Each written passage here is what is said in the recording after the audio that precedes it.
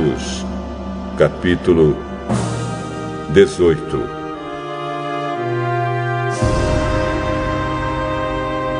Depois disso, Paulo saiu de Atenas e foi para a cidade de Corinto.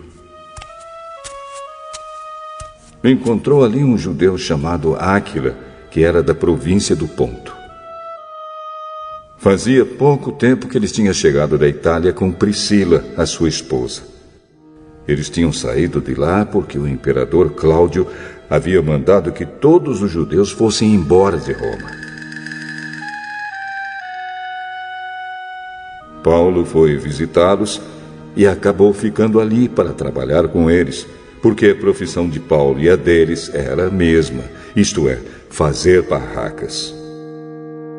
E todos os sábados ele falava na sinagoga e procurava convencer os judeus e os não-judeus.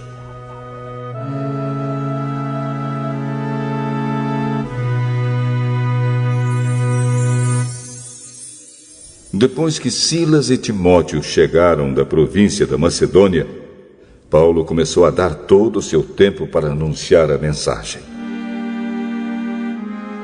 Ele afirmava aos judeus que Jesus é o Messias.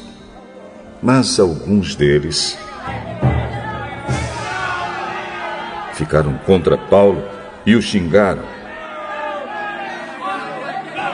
Então, em sinal de protesto, ele sacudiu o pó das suas roupas e disse: "Se vocês se perderem, os culpados serão vocês mesmos. A responsabilidade não será minha. De agora em diante vou anunciar a mensagem aos não-judeus." Então ele saiu de lá e foi morar na casa de um homem chamado Tício Justo, um não-judeu que adorava a Deus. A casa dele ficava ao lado da sinagoga. Crispo, que era o chefe da sinagoga, também creu no Senhor Jesus, e todas as pessoas da sua casa também creram. Muitas pessoas da cidade de Corinto ouviram a mensagem, creram e foram batizadas. Certa noite, Paulo teve uma visão. E nela o Senhor disse: "Não tenha medo. Continue falando e não se cale, porque eu estou com você. Ninguém poderá lhe fazer nenhum mal, pois muitas pessoas desta cidade são minhas." E Paulo ficou ali 1 ano e meio ensinando a palavra de Deus àquela gente.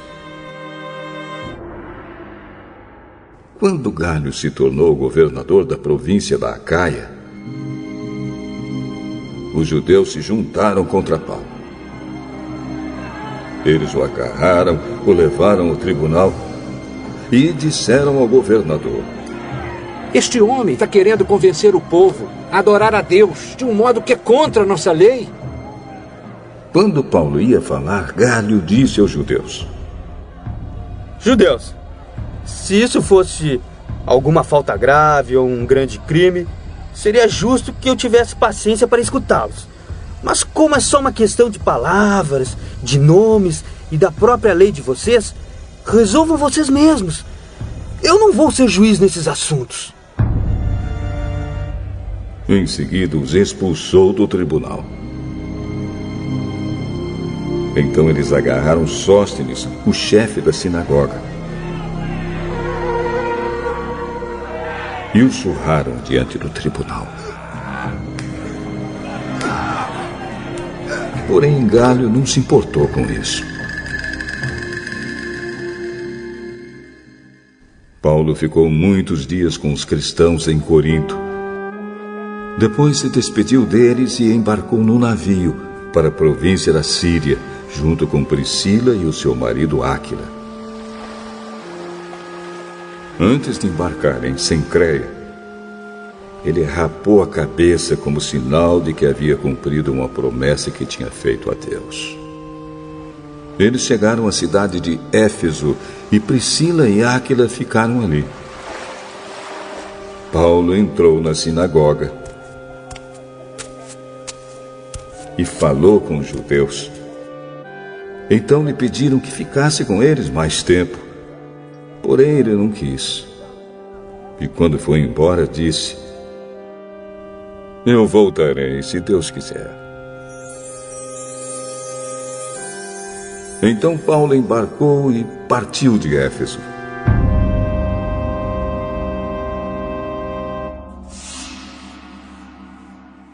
Quando desembarcou em Cesareia,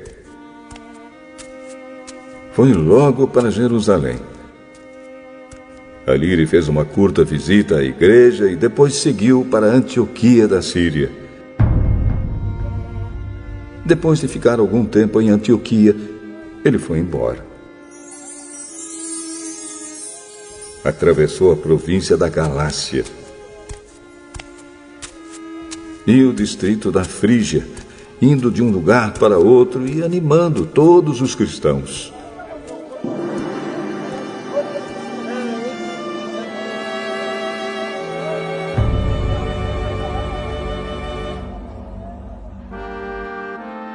Um judeu chamado Apolo, nascido na cidade de Alexandria, havia chegado a Éfeso. Ele falava muito bem e tinha um conhecimento profundo das Escrituras Sagradas. Era também instruído no caminho do Senhor, falava com grande entusiasmo e o seu ensinamento a respeito de Jesus era correto. Porém, conhecia somente o batismo de João. Ele começou a falar com coragem na sinagoga. Priscila e o seu marido Áquila o ouviram falar. Então o levaram para a casa deles e lhe explicaram melhor o caminho de Deus. Quando Apolo resolveu ir para a província da Acaia, os cristãos de Éfeso o animaram e escreveram cartas para os irmãos de lá, pedindo que o recebessem bem.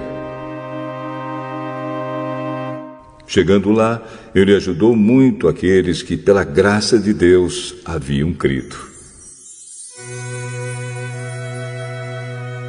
Pois Apolo, com argumentos fortes, derrotava os judeus nas discussões públicas, provando pelas Escrituras Sagradas que Jesus é o Messias.